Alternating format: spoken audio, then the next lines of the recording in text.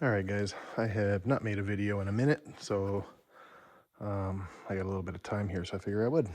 I'm going to show you my little mobile setup I have for doing this on the fly for flex shaft repair. So it's not broken yet, but it's getting there. There's a couple spots up here. I know it's split, and a couple spots here. Also, I mean, it's just dangling. I don't like when it gets to that, because then I feel like it's going to snap.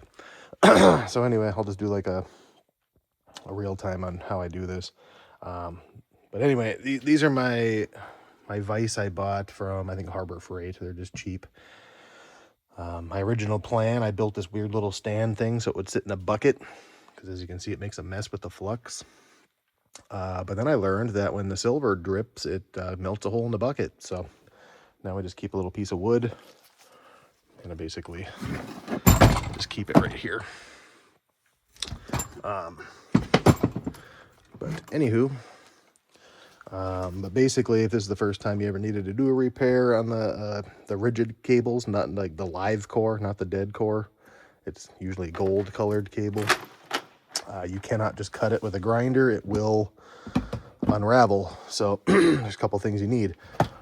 You need MAP gas, and there's several different tips. This is a cheaper tip, but I prefer this one over all of them. It seems like it's just, I don't know, it seems better than all the other tips. And you need some silver flux. And you need silver solder, 45% silver solder.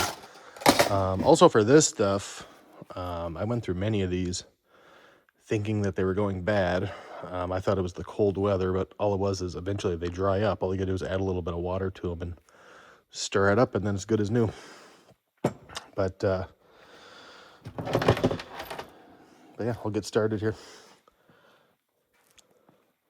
Hopefully my camera doesn't fall over.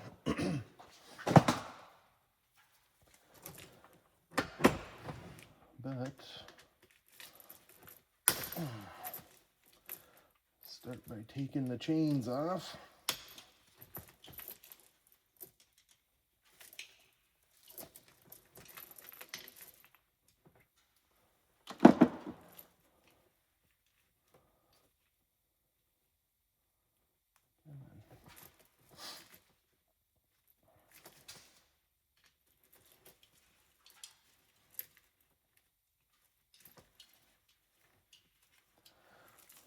So all this stuff that I use comes from Plumber Tools.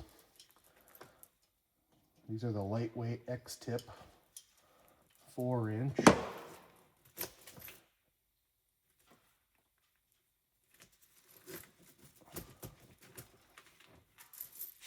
Usually I run their cables too.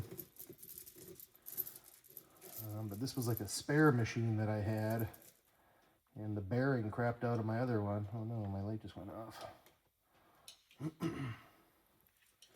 The bearing went bad on my other one. So I said, screw it, I'll just use this machine. And this is the original cable that came with this machine, so I'm just gonna keep on using it. This is the, I don't know if it's called the shaft lock. I don't really remember, but I like to use it. And then I use their brass bushings. I have two different ones for these. One says a D for drill side, and one is T for tool side. Basically one's reverse threaded and one isn't, but it really doesn't, I don't think it matters for this what side to use. So I don't know if you can see any of this, but it's like getting ready to unravel. So let's take a knife and cut off a little bit here. You kind of want to do this until you get to good cable, but I mean, I've been chasing good cable for quite some time, so what I try to do is just kind of coil it up tight here and put it in the little vise. Blocking the view here.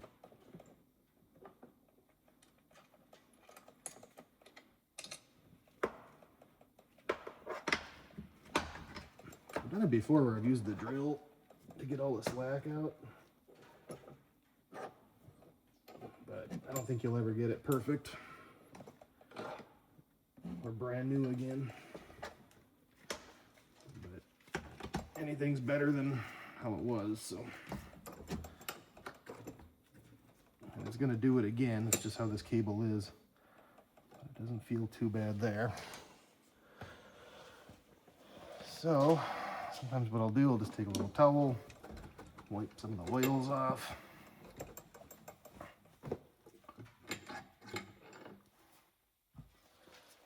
You take the flux, dab it around a little bit there. Ooh, lost a big glob.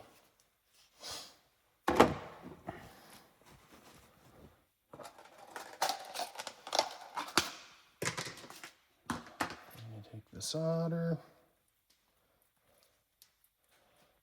usually just straighten out, well, just a few inches.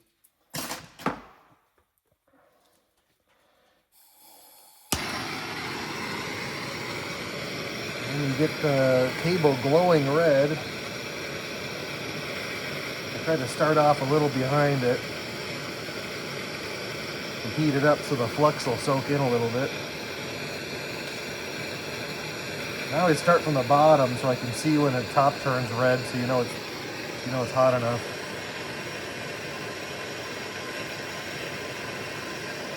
I could totally be doing this wrong, I don't know, but this is how I've been doing it for years. It seems to work.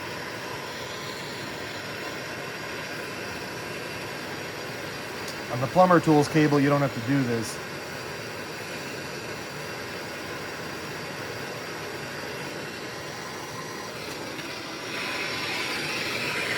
Turn it up a little bit there.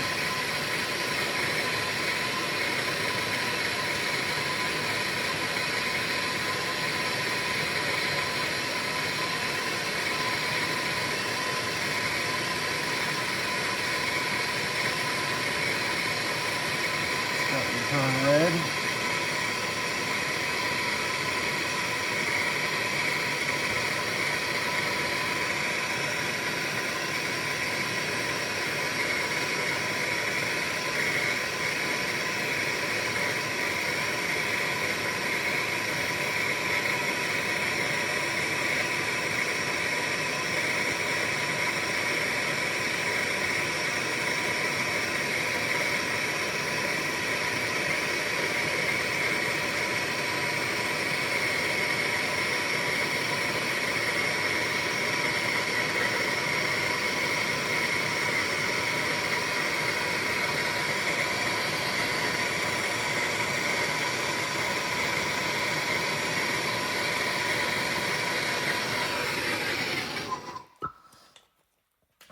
So I used a few inches there. And you don't really want to try to speed up this process at all. You just kind of let it cool. Sometimes if there's a glob on the bottom, I'll try to scrape it off.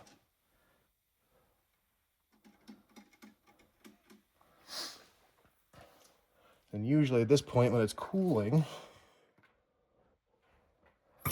I will kind of take the chains and I'll clean up the threads and stuff just by screwing them in, screwing them out. I'm gonna go get my dog here.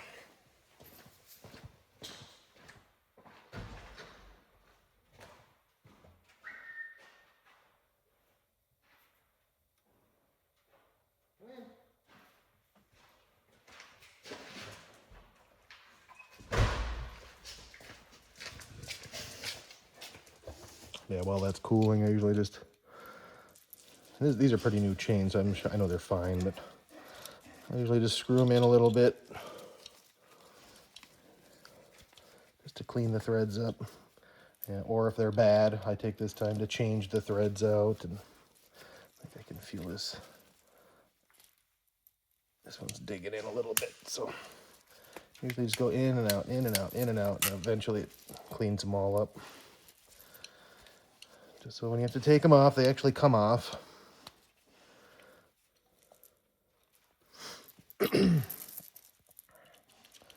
Just take this time to like inspect the chain, you know, see if you have any broken links or anything. That's what I would say. If you do have a broken link, change it. Earlier this year, I had a chain snap on me, and it got wedged in like a joint in clay pipe, and I could not get that sucker out. It had to be dug up. And they even took an excavator and hooked up to the chain. Like we dug down to the where they could see the chain, and well, they got that sucker off. But it should be cold or cool enough.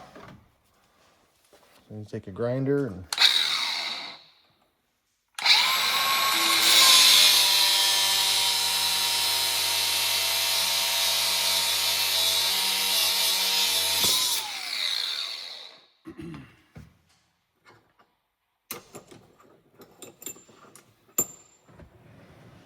and I always try to inspect it to make sure it's got it good all the way through. And then I usually measure back about 8 inches, and that's where I cut. And then, then you just reassemble. So right around here, I'll cut the sheathing and then put the chain back on, then we're good to go. But simple as that. That's what I use for a little mobile setup.